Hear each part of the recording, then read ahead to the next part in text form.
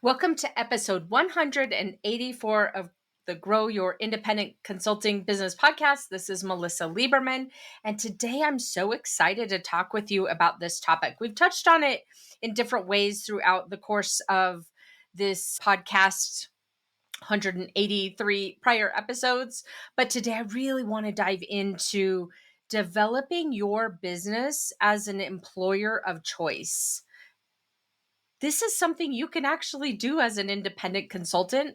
A lot of times we think of building an employer of choice as something that larger companies do, but this is something that's so fundamental for you and your business. I can't wait to share this specific content with you today and help you to refine your business if you've been in business for a while, or to start off on the right foot if you're just now getting started as an independent consultant. So that's what we're going to do today. Before we do that, though, I thought I would share a little personal story. My three boys are now 14, 11, and 9, which is crazy. I don't know where the time goes, but the two oldest just had birthdays in the last week. In the last week or two, they turned 11 and 14 on the 30th and 31st of August. So if you're listening to this in the real time. Anyway, the reason why I share this with you is we always end up having a family birthday with my family and my husband's family around Labor Day here in the US. So that we went up to the mountains and had a long weekend with everyone up there, which was so fun. And then this past weekend, I had the friend birthdays, which I love to kind of stack. Just from an efficiency perspective, I ended up moving. I don't know if this is good for his psychological well-being, but I moved the 9-year-old's birthday from June to this past weekend just to like put everything together. And so anyway, he had to wait because he has a summer birthday and his friends are all over the place. So I said, let's just wait till school starts. We'll do your birthday party. So his birthday party was almost 3 months late. But anyway, I stacked them all. So I had one on Friday night. The 14-year-old just had some friends over. Then another one Saturday morning, then another one Saturday night. It was crazy, but it was actually amazing because I only had to go get cake one time. I got 3 cakes, but one trip to get 3 kind of balloon things. Anyway, it was kind of an interesting way to tackle birthdays if you still have kids at home. But I'm not telling you. The reason why I'm telling you this story is that a couple of the kids stayed over on Saturday night, and I was driving them home and the next morning, and one of them tells me just out of the blue that a raccoon, they were playing hide and seek in the dark in our yard, that a raccoon had come over down the tree and run over his foot. And he told me that was his favorite part of the birthday, a weekend or whatever, birthday day and night. And I was like, oh, I was shocked. The kid never said a word the whole time until the next morning when I'm driving him home and have to tell his parents that a raccoon basically walked across his foot, which I don't think he had shoes on, but we didn't see any scratches or anything like that. So anyway, it was kind of a crazy story that I'm worried that I sent this kid home with some kind of rabies or something. But it was a really fun weekend. He's fine. His parents weren't that worried about it. And I had all day yesterday to recuperate. So that's what is happening over here. But I do think it's interesting just sharing this little backstory as we start talking about employer of choice, because building an employer of choice looks like the ability, for me, I took off half of a day Friday.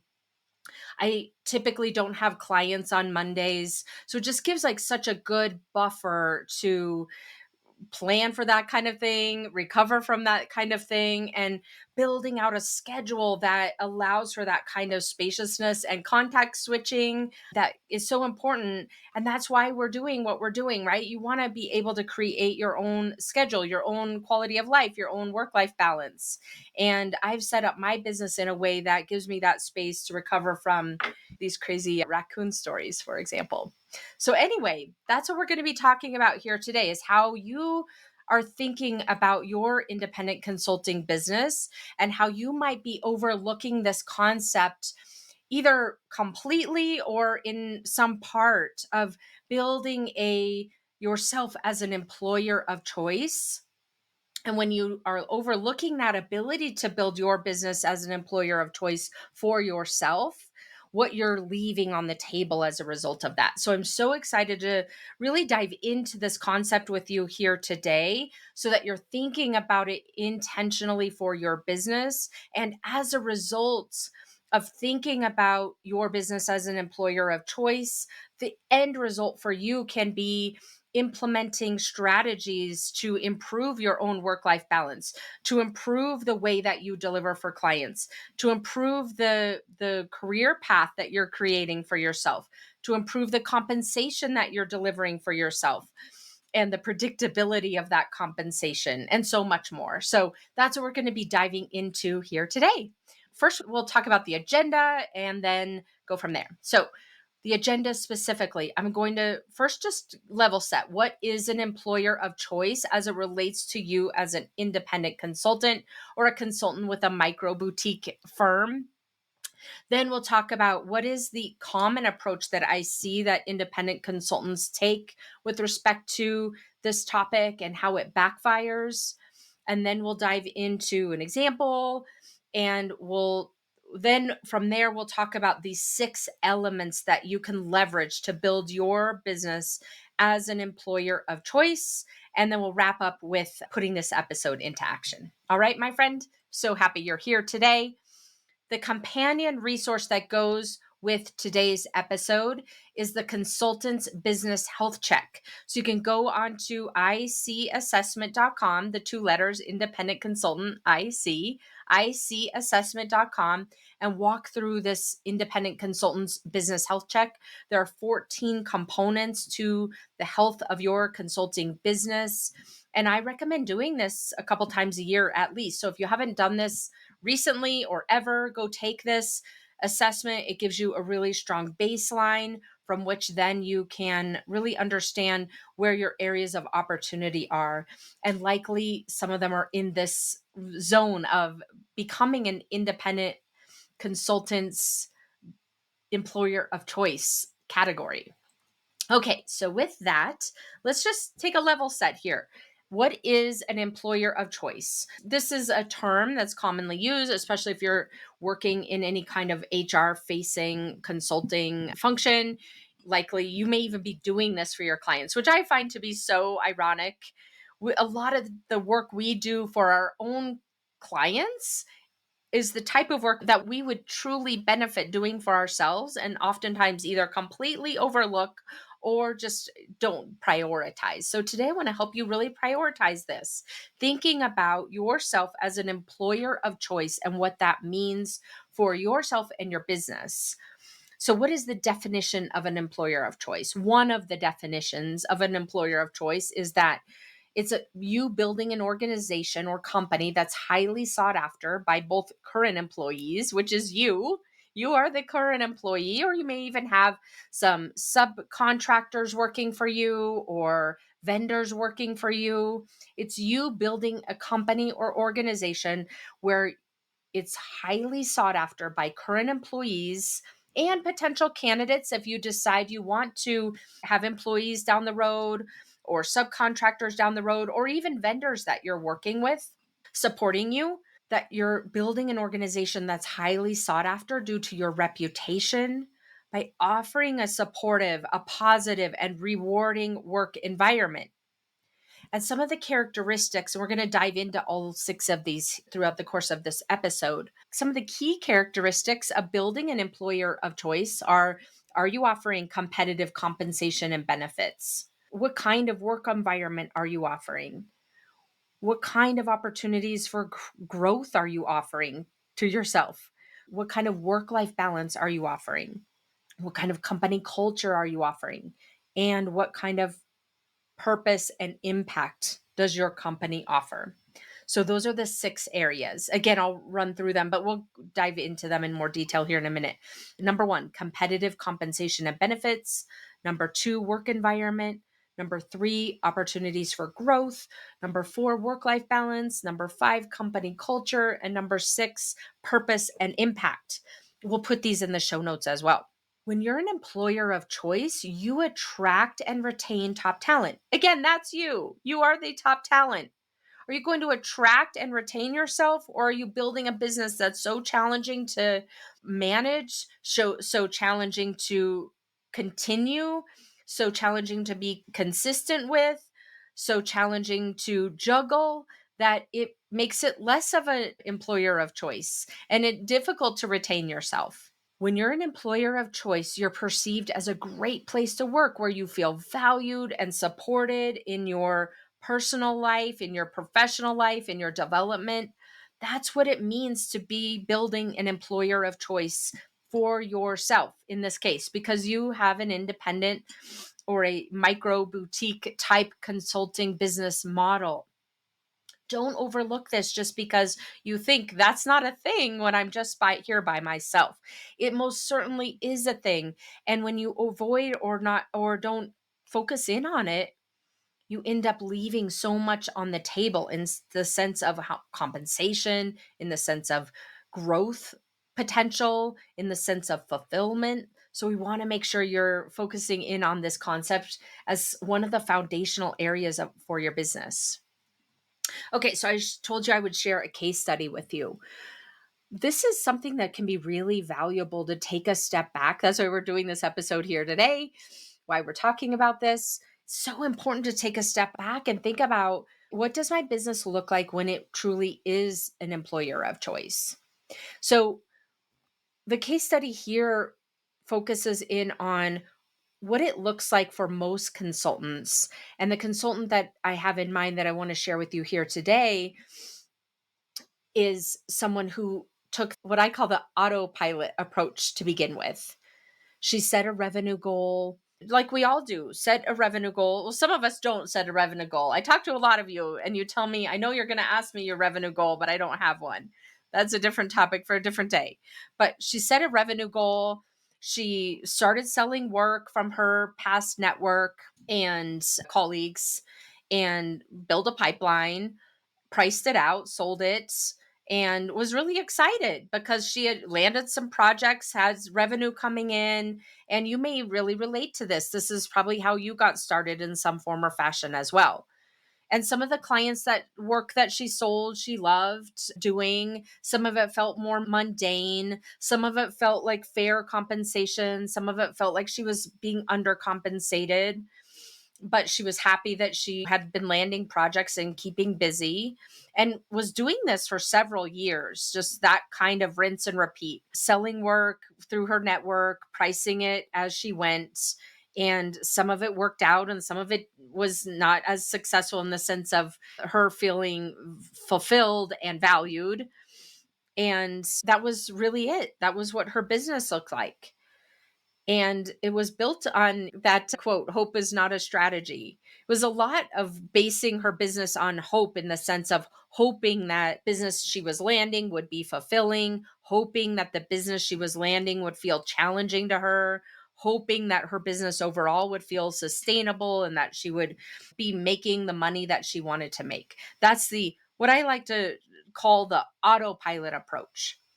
But over the course of the time, and why she came to me, was that it just felt so unsustainable. It felt like she wasn't really feeling fulfilled. It felt like she was leaving money on the table.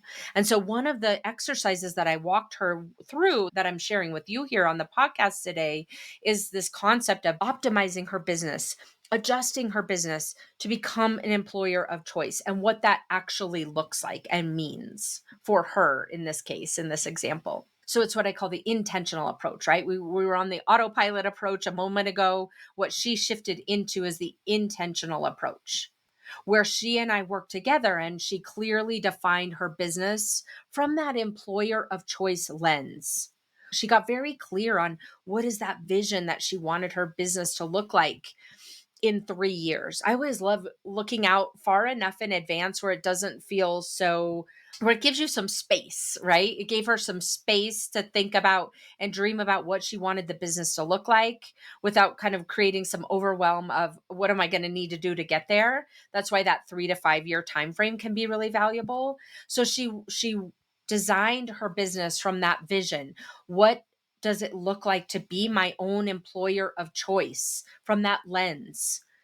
and got really clear about what was the culture, what was the compensation, what was the work life balance, what was the work environment, those components that, what was the impact, those components I shared with you a moment ago.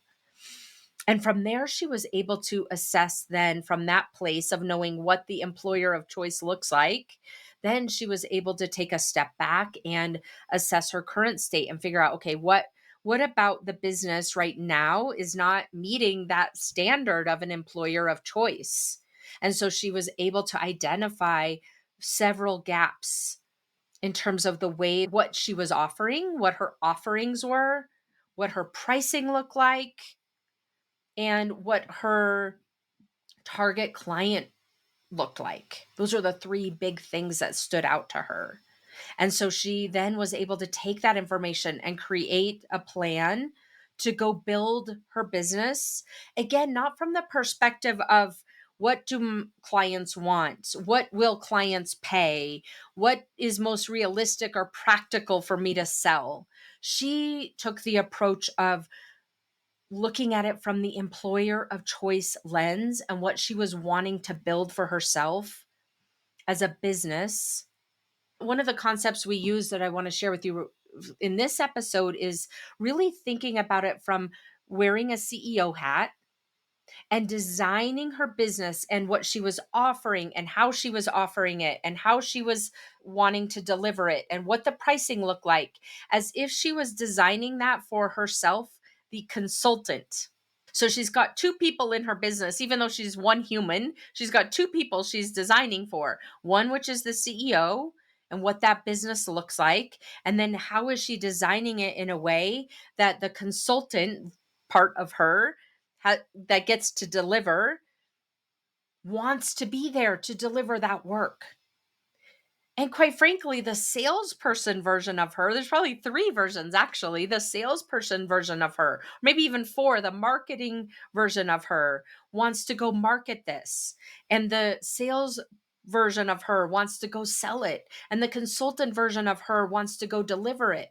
And then ultimately, the CEO is happy with that whole ecosystem. So it's really looking at your business. In this example, this consultant was looking at her business from these different lenses to figure out what does an employer of choice look like from all of these different aspects.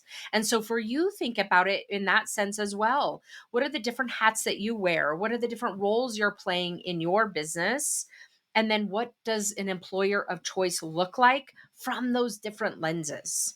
It was incredible to see just from that one exercise what this consultant was able to do in the sense of building out a vision for her business and building out a completely different set of offerings that she wanted to go pursue that were much more based on value with clients instead of based on being compensated for her time, and the quality of clients that she wanted to pursue versus just taking what came across her desk.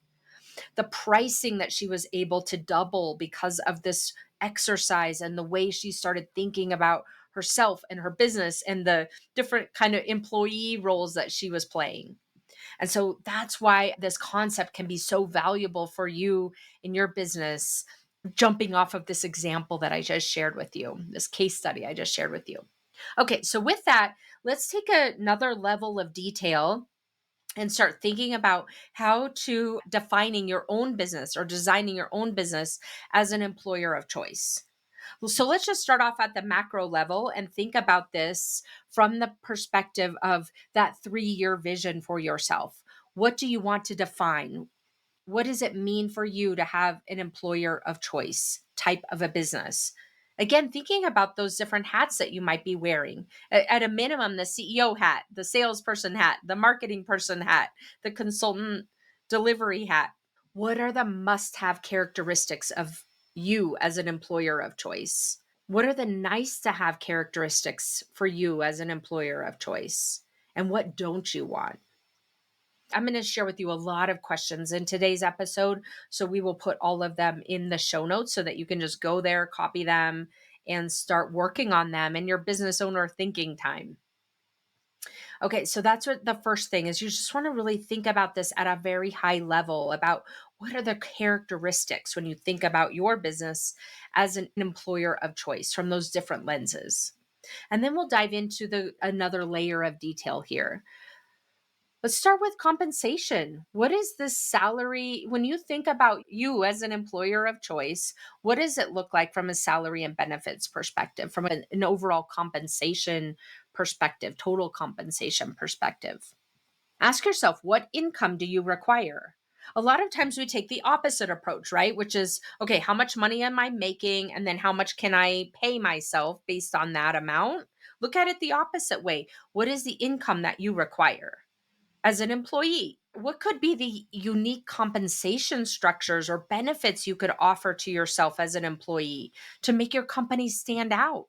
Even though you're a small consultancy or a consultancy of one, how could you balance providing competitive financial packages with non monetary benefits that matter to you? So, what might it look like? You might have a combination of hard cash as well as non monetary benefits. What are those? A lot of times we don't think about what it means to be the employer of choice and what you want to offer to yourself versus just thinking about what you're getting and how you're going to parse it out. That's why this concept can be so valuable to you, is really thinking about things you might not have ever even imagined were possible for you as a independent consultant. All right, so then the second component of thinking about you designing your business as an employer of choice is the work environment. So you may be someone who wants to work 100% remotely from home. What does that mean? What kind of work environment are you creating for yourself? Sometimes we just kind of try to retrofit a spare bedroom to build our office out of. You're spending your entire day there working, creating the most productive environment you can for yourself. What does that mean? I know for me, for example, it was a couple of years ago, but I just spent a week redoing it was like between Christmas and New Year's. My 14-year-old now, he was maybe 12 at the time, helped me. We just completely repainted my office, reconfigured it, reorganized everything. It made the biggest difference. For you, have you spent any time or money investing in your own workspace? I remember too when I first started working at Accenture, it was right out of college. It was a Boston office. Went there for the interview and I was blown away. I was blown away by how modern and crisp and just made me want to go work there. I also interviewed for some other jobs in New York City and going into those environments, and they were much more traditional, hadn't been updated in a really long time. It didn't feel as exciting. You might remember something similar when you were choosing corporate jobs and that difference of how it felt going into your office when it was an office that had been really well thought out. So for you, if you work from home, think about it and you want to build an employer of choice type company, what would your work environment look like? Similarly, maybe you want to work remotely, but it might be more efficient for you or impactful for you to invest in a co-working space where you are able to interact with other people who are working remotely as well and have a little bit of community around that and have a separation from your house to where you're working. Or maybe you're someone who wants to travel 50% of the time, or 75% of the time, 80% of the time, 100% of the time, whatever the number is. Maybe that's the type of work environment you want to build. But again, think about this intentionally for yourself and your business versus just figuring out how to make what you have work. Making what you have work isn't building a company or a experience for you that is in line with you as an employer of choice. This reminds me a little bit of the episode we did a few months ago around center of excellence, thinking about your business as a center of excellence. There's so much overlap there. We'll put the link to that episode into the show notes as well. Okay, and then finally, in terms of work environment, ask yourself and answer, what tools and technology can you provide to yourself to ensure that you're working more efficiently and comfortably no matter where you are? Maybe you need a new laptop. Maybe you need two laptops. I just invested in another laptop the other day because I work a lot from the swimming pool where my kids are practicing for 4 hours a day between the three of them. It's a 4 hours elapsed time. Rather than shutting down my computer, my laptop, taking it, resetting it up, having all the settings with audio and video messed up, I just invested in a laptop to take back and forth. It's been a huge game changer. And a lot of times, as independent consultants, we don't want to invest in those kinds of things because we think about that is taking money out of our pocket. We could have that as a draw, that money that you just spend on a computer, versus really thinking about how can this make what I do more efficient and more impactful, and investing in it. Okay. The third component of thinking about your business as an employer of choice is thinking about what is work life balance. So many of us pay lip service to this concept, but don't really know what it means in practice. So, for you, what kind of flexible work policies can you implement for yourself or even for your collaborators, like subcontractors, that help yourself balance personal and professional life effectively? I was just talking to my podcast producer, RJ, a minute ago, and he was telling me he didn't sleep that well last night. I didn't either, actually. Maybe something was happening. Maybe there's a lunar problem or something. I don't know. Anyway, maybe you're the kind of employer who wants to give your employee, you, a nap period in the afternoon, a siesta. You get to choose that. Don't think about your business as something you just have to kind of gut through to provide what your clients are wanting. You think first and foremost about what does it mean for you to be an employer of choice for yourself? And maybe that means that you don't take meetings from 12 to 2 every day because you want to have that space to reset and regroup. Maybe it means that you set up a no meeting Friday. I was talking to a client the other day. She told me, another consultant who told me, I'm setting it up so I don't have meetings on Friday. I generally don't have meetings on Mondays or Fridays.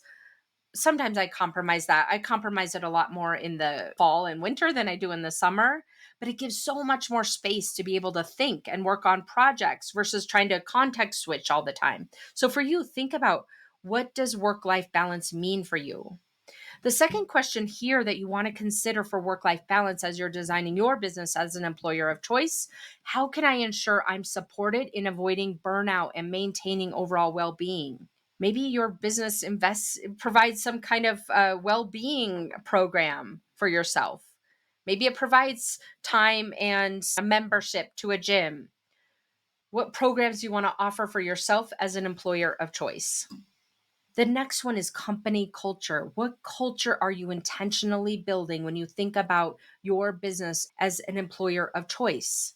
Ask yourself, what are your core values? And how do you define those? How do you communicate those? How are those infused throughout the work that you do and the expectations that you're setting for your employees, yourself, right? What are those values that you want to embody within your organization and then impart to your clients, to yourself as your employees, to subcontractors or vendors who might be working with you? The next aspect of company culture is so important and we so often overlook it. For you, the question is, how can I recognize and reward outstanding performance and contributions in a meaningful and regular way? What is your reward cadence? What are the awards that you're eligible for in your business? How do you achieve those awards? When you were in corporate, you were likely part of some kind of award system. I know for us, we used to have quarterly awards and yearly awards and these sort of huge MVP type awards. Sometimes you might have been in a corporate environment where you had the club concept, where if you sold a certain amount, you would get to go on a trip.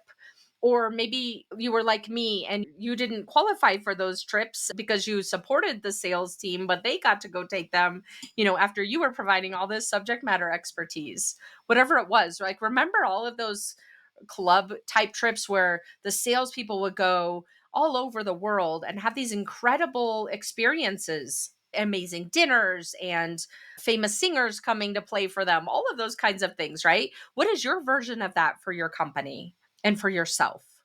I had that episode a few years back about building a company retreat for yourself. We'll put the link to that in the show notes as well. What does it look like for you to build a company culture? What systems can you create to ensure that you feel appreciated and valued? What systems can you put in place that your contractors or your vendors feel appreciated and valued? Like really thinking intentionally about what is your company culture and then building systems and offerings and rewards around that. All right. And then the last component here that we want to talk about today in terms of an employer of choice is purpose and impact. Likely one of the reasons you became an independent consultant or a consulting business owner is because you wanted to feel in control of who you were working with and how you were working with and the nature of the projects you were spending your time on, because you want to have an impact for your clients. You want to feel challenged and valued, and you want to feel fulfilled. That is not something that just happens or doesn't happen from the projects you're taking on. Feeling fulfilled and valued and challenged happens because you make an intentional plan and incorporate that into your business as an employer of choice approach. So ask yourself and answer, what do you want to be known for? What do you want to be sought after for as a consultant? What are those most impactful projects that make you feel so fulfilled and that you're making a difference for your clients? What is that? Ask yourself, how can you clearly communicate the purpose and mission of your business so that it inspires yourself? This is a simple business model that you've chosen, but it is not an easy business model. And you know the difference, right? It is a very simple, amazing business model with very little outlay, very little startup costs. But at the same time, it's not an easy business to run. There's so much that comes with it in terms of challenging yourself to overcome rejection and self doubt and imposter syndrome. Ask yourself, how can you clearly communicate for your own self? How can you clarify and be more clear about what the purpose and mission is of why you're doing this?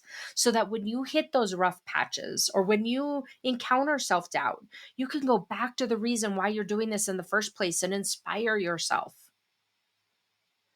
In terms of purpose and impact, ask yourself, what strategies can you implement to ensure your company is having a positive impact on yourself, on your clients, and on the broader industry? Zoom out and think about that.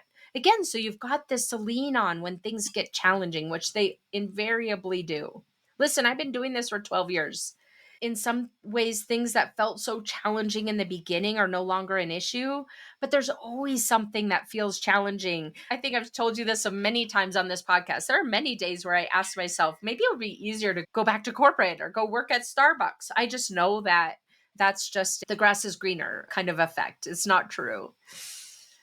Okay, so that's the concept. Those are the 6 elements when you think about yourself and your business, building it as an employer of choice that you want to consider. So, as we wrap up today's episode, I have 2 next steps for you here. Number 1, go to the show notes and grab all of the questions that I just shared with you that will list out there. The link to the show notes will be in whatever podcast player you're listening to this on. Go grab all those questions and then schedule some time for yourself to do this type of business owner thinking. And then put a plan in place and define, what does my business look like when I think about it as an employer of choice? Define all of that and then put a plan in place to start tackling that so that you're up leveling your compensation, so that you're up leveling your work environment, so that you're up leveling your company culture, for example, into becoming closer and closer and closer to you and your business looking like that employer of choice that you've defined. All right. And then the second action I recommend to you is reach out for help. This is challenging to do this for yourself. I have my own coach for this exact reason, to help me to see. So many times he and I work on things. I'm like, oh, I just recorded a podcast episode about that.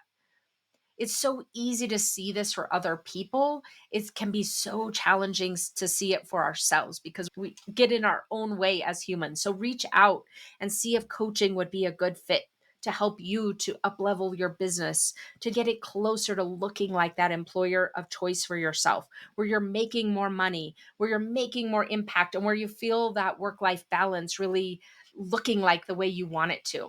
And you can go to consultmelissa.com, fill out an application, and then we'll have an exploratory call to see if coaching would be the next best step for you.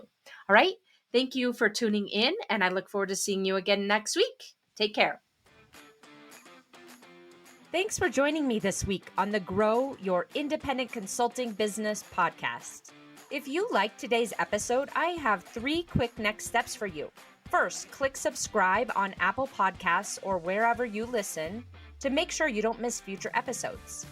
Next, leave me a review in your podcast app so other independent consultants can find and benefit too. And finally, to put the ideas from today's episode into action, head over to melisaliberman.com for the show notes and more resources to help you grow your consulting practice from your first few projects into a full-fledged business. See you next week.